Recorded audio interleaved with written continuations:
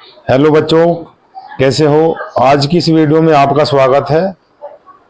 आज का हमारा प्रश्न है रैखिक समीकरण युग्म x बराबर y और x जमा y बराबर 0 का नंबर 1 कोई उभयनिष्ठ हल नहीं होता। नंबर बी विकल्प है असीमित रूप से कई हल होते हैं। सी है अद्वितीय हल होता है और इनमें से कोई नहीं। तो आज का ये हमारा जो प्रश्न है एमसीक्यू का है, यानी कि मल्टीपल चॉइस का है, लेकिन हल करने के बाद ही पता चलेगा कि इसमें हमारा कौन सा विकल्प सही है। जैसा कि कल हमने आपको बताया कि यदि समीकरण युग्म a1x plus b1y plus c1 बराबर 0 और a2x plus b2y plus c2 बराबर 0 का अद्वितीय हल है, यदि अद्वितीय हल है तो कंडीशन आएगी हमारी a1 upon a2 not equal to b1 upon b2। और यदि कोई हल नहीं है समीकरण युग्म का तो a1 अपॉन a2 बराबर b1 बटे b2 not equal to c1 बटे c2। और यदि अनंत अनेक हल है तब a1 बटे a2 बराबर b1 बटे b2 बराबर c1 बटे c2। यानी कि सबसे पहले हमें a1 a2 b1 b2 और c1 c2 का अनुपात हमें ज्ञात करना होगा। तो हमारा जो समीकरण युग्म है, सबसे पहले हम यहाँ पर अपना ये समीकरण युग्म लिख लेते हैं x बराबर y। अब y को हम लेफ्ट साइड में ले आएंगे तो इधर आकर के ये माइनस का हो जाएगा, x माइनस वाई बराबर 0। ये इक्वेशन नंबर हमारी 1 हो जाएगी। इसके बाद दूसरी इक्वेशन है हमारी x प्लस वाई और बराबर 0, ये इक्वेशन नंबर 2।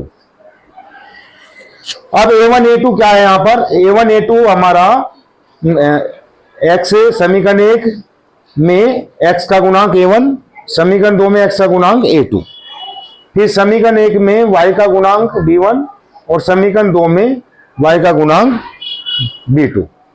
तो इस तरह से हम पहले a1 अपॉन a2 ज्ञात करेंगे। अब क्योंकि यहाँ जो x का गुणांक है वो 1 है तो a1 की वैल्यू हमारी 1।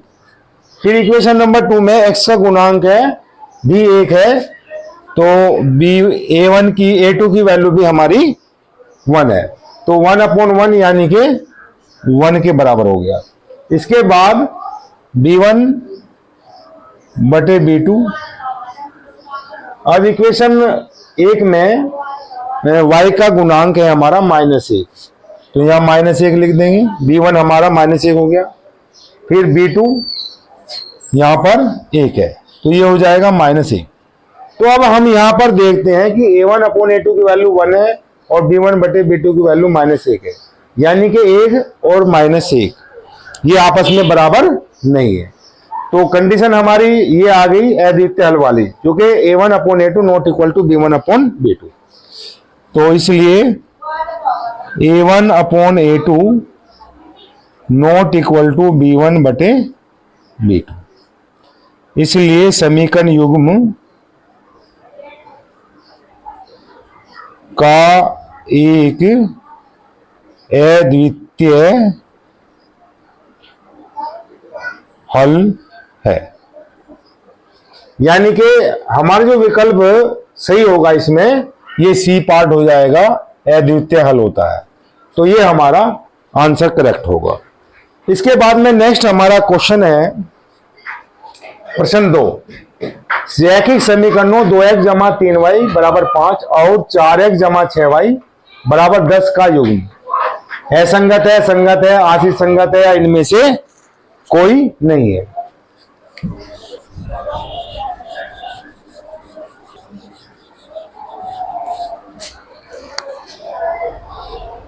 अब देखिए इस समीकरण में जो समीकरण युग्म है हमारा, पहली हमारी इक्वेशन है 2x जमा 3y बराबर 5, तो हम यहां लिख लेंगे 2x जमा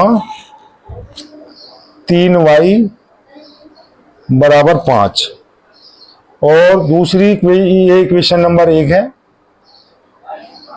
इसके बाद दूसरी इक्वेशन है 4x प्लस 6y और बराबर 10। ये इक्वेशन नंबर हमारी 2 हुई। अब इसमें भी हमें A1/A2 B1/B2 और C1/C2 निकालना होगा।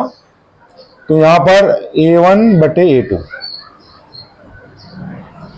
तो समीकरण 1 में x का गुणांक 2 है तो A1 की वैल्यू हमारी 2 हुई।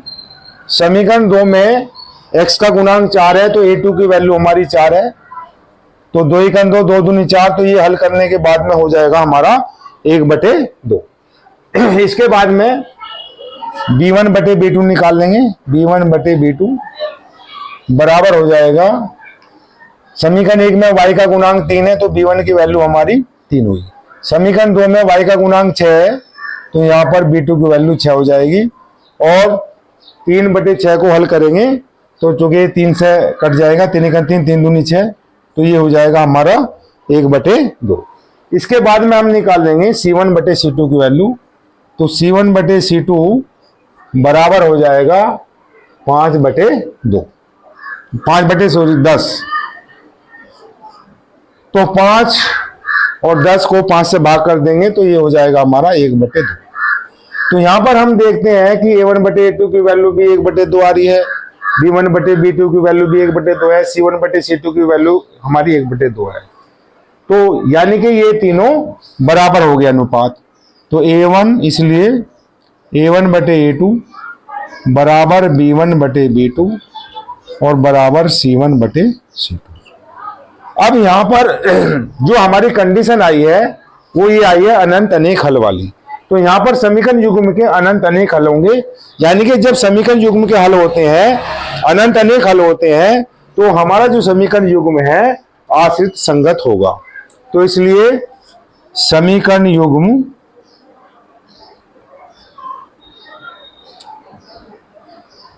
आश्रित संगत है।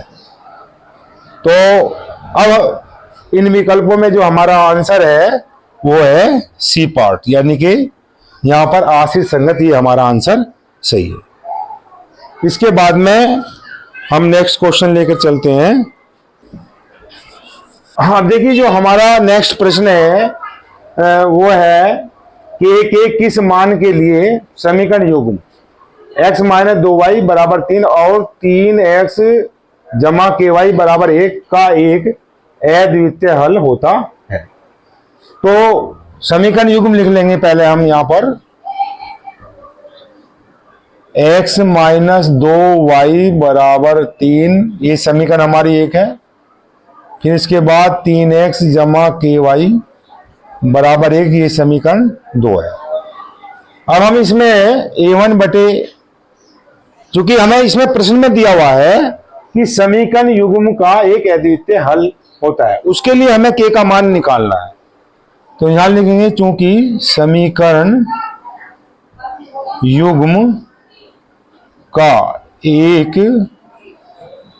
अद्वितीय हल है,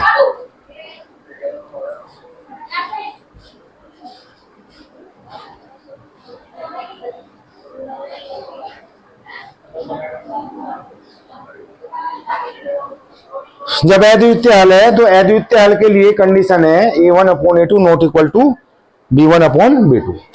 तो इसलिए A1/A2 not equal to B1/B2। अब यहां पर देखिए समीकरण 1 में x का गुणांक है 1, तो A1 की वैल्यू हमारी यहां पर हो जाएगी 1। इसके बाद समीकरण 2 में x का गुणांक है 3, तो A2 की वैल्यू हो जाएगी 3, नॉट इक्वल टू B1/B2। समीकरण 1 में y का गुणांक है -2, तो इसलिए B1 की वैल्यू -2, और समीकरण 2 में y का गुणांक k है, तो इसलिए B2 की वैल्यू हो जाएगी k। अब हम क्रॉस मल्टीप्लाई कर लेंगे, k की मल्टीप्लाई 1 में करेंगे तो ये हो जाएगा k और नॉट इक्वल टू 3 दूनी 6 -6, यानी कि k नॉट इक्वल टू -6। तो यहां पर हमारा जो विकल्प आ रहा है वह बी पार्ट है, यानी कि k नॉट इक्वल टू -6, यह हमारा जो विकल्प है यह सही है। तो इस तरीके से हम इस तरह के प्रश्नों को हल करेंगे। अगर आज की यह वीडियो आपको अच्छी लगी है तो इसे लाइक और शेयर करें। Thank you.